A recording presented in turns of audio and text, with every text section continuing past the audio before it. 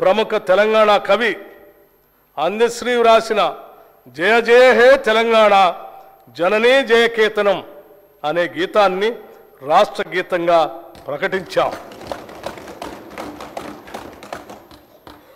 మన రాష్ట్ర వాహన రిజిస్ట్రేషన్ కోడ్ టీఎస్ నుండి టీజీకి మార్చాం. రాచరిక ఆనవాళ్లతో ఉన్న రాష్ట్ర అధికారిక చిహ్నాన్ని మారుస్తూ భారత రాజ్యాంగ స్ఫూర్తితో ప్రజాస్వామ్యం మరియు తెలంగాణ సంస్కృతి ప్రతిబింబించేటట్టుగా తీర్చిదిద్దడానికి నిర్ణయించాం.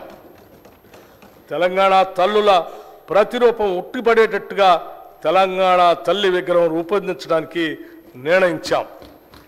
ఈ నిర్ణయాలు తెలంగాణ బిడ్డలుగా మనందరి అస్తిత్వాన్ని కాపాడేవి, మన గౌరవాన్ని పెంచేవి. ఈ సందర్భంగా తెలంగాణ ప్రజానికానికి మా ప్రభుత్వం కృతజ్ఞతలు తెలుపుతూ వారి ఆశలు నెరవేర్చుతామని, ఇందిరమ్మ రాజ్యం సాకారం చేస్తామని మరొక్కసారి తెలియజేసుకుంటున్నాం. ఓట్ ఆన్ అకౌంట్ ప్రవేశపెట్టడానికి కారణం మా ప్రభుత్వం ప్రవేశపెట్టే తొలి బడ్జెట్ ఓట్ ఆన్ అకౌంట్ బడ్జెట్గా పెట్టడం మాకు కొంత అయిష్టంగానే ఉంది. కానీ కేంద్ర ప్రభుత్వం ఫిబ్రవరి 1, 2024న ఓట్ ఆన్ అకౌంట్ బడ్జెట్ ప్రవేశపెట్టింది. మొదటి నుంచి మా ప్రభుత్వానికి నిధులు ఎలా సమకూర్చుకోవాలనే విషయం మీద స్పష్టమైన అవగాహన ఉంది. దానిలో భాగంగానే కేంద్ర ప్రభుత్వం వివిధ పథకాలకు విడుదల చేసిన నిధుల్ని సాధ్యమైనంత ఎక్కువగా రాష్ట్ర ప్రజల ప్రయోజనాలకి ఉపయోగించుకోవాలనేటువంటి స్పష్టత ఉంది.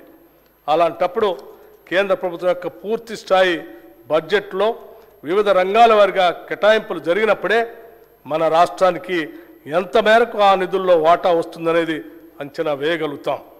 అందువల్లే కేంద్ర ప్రభుత్వం పూర్తి స్థాయి బడ్జెట్ని ప్రవేశపెట్టిన తర్వాతనే రాష్ట్రంలో కూడా పూర్తి స్థాయి బడ్జెట్ పెట్టాలని నిర్ణయించాం. తెలంగాణలో ఇందిరమ్మ రాజ్యం ఏర్పాటు చేయటమే లక్ష్యంగా కాంగ్రెస్ ప్రభుత్వం ఈ బడ్జెట్ని ప్రవేశపెడుతుంది. ఈ బడ్జెట్ లక్ష్యం ఒక్కటే, అదేమిటంటే తెలంగాణ రాష్ట్రం మొత్తాన్ని సమగ్రంగా అభివృద్ధి చేయటం.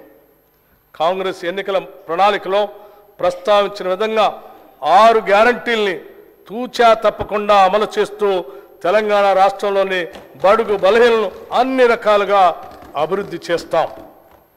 నీళ్లు, నిధులు, నియామకాలు అనే 3 అత్యంత ప్రధానమైన అంశాలను దృష్టిలో ఉంచుకొని తెలంగాణ రాష్ట్రంలో విద్య, వైద్యం, మౌలిక సదుపాయాలు, ఉపాధి కల్పన పెంచడం ద్వారా సమగ్ర అభివృద్ధి సాధిస్తాం. గత పాలకులు ప్రభుత్వ ఖజానాను దివాలా తీయించారు. ప్రణాళిక లేకుండా, హేతుబద్ధత లేకుండా వారు చేసిన అప్పులు ఇప్పుడు పెద్ద సవాళ్లుగా మారాయి. అయితే ప్రణాళికాబద్ధమైన ఆలోచనలతో, సహేతుకమైనటువంటి కార్యాచరణతో ఈ సవాళ్లను మేము అధిగమిస్తామని ఈ సందర్భంగా మీకు తెలియజేసుకుంటున్నాం.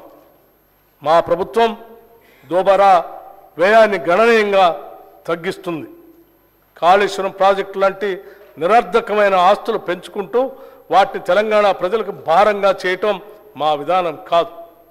కేవలం తెలంగాణ ప్రజలు అభివృద్ధి చెందటం, వారు సంతోషంగా ఉండటం మాత్రమే మా లక్ష్యాలు. దీనికి అనుగుణంగానే మా ప్రభుత్వ విధానాలు ఉంటాయని నేను ఈ బడ్జెట్ ప్రతిపాదనల ద్వారా మరొక్క మారు స్పష్టం చేస్తున్నాను. అధ్యక్ష, 2024-25 సంవత్సరానికి సంబంధించిన బడ్జెట్ ప్రతిపాదనలు సభకు సమర్పించదలుచుకున్నాం. 2022-23 అకౌంట్లు 2022-23 ఆర్థిక సంవత్సరం లెక్కల ప్రకారం 2,04,523 కోట్ల రూపాయలు ఖర్చు అయింది. రెవెన్యూ మిగులు 5,944 కోట్ల రూపాయలు. ద్రవ్య లోటు 32,557 కోట్ల రూపాయలు. 2023-24 సవరించిన అంచనాల ప్రకారం 2023-24 సంవత్సరానికి చేసిన మొత్తం అంచనా వ్యయం 2,24,625 కోట్ల రూపాయలు. ఇందులో రెవెన్యూ వ్యయం 1,69,141 కోట్ల రూపాయలు కాగా మూలధన వ్యయం 24,178 కోట్ల రూపాయలు. సవరించిన అంచనాల ప్రకారం రెవెన్యూ ఖాతాలో మిగులు 9,031 కోట్ల రూపాయలు, ద్రవ్యలోటు 33,786 కోట్ల రూపాయలు. 2024-25 ఓట్ ఆన్ అకౌంట్ బడ్జెట్ అంచనాలు 2024-25 ఆర్థిక సంవత్సరానికి ఓట్ ఆన్ అకౌంట్ మొత్తం వ్యయం 2,75,891 కోట్ల రూపాయలు. రెవెన్యూ వ్యయం 2,01,178 కోట్ల రూపాయలు. మూలధన వ్యయం 29,669 కోట్ల రూపాయలుగా ప్రతిపాదిస్తున్నాను. 2024-25 సంవత్సరానికి ఓట్ ఆన్ అకౌంట్ బడ్జెట్ ప్రతిపాదనను సభా ఆమోదం కోసం ప్రవేశపెడుతున్నాను. జై తెలంగాణ, జై Hind. Annual financial statement budget vote on account for 2024-2025 presented.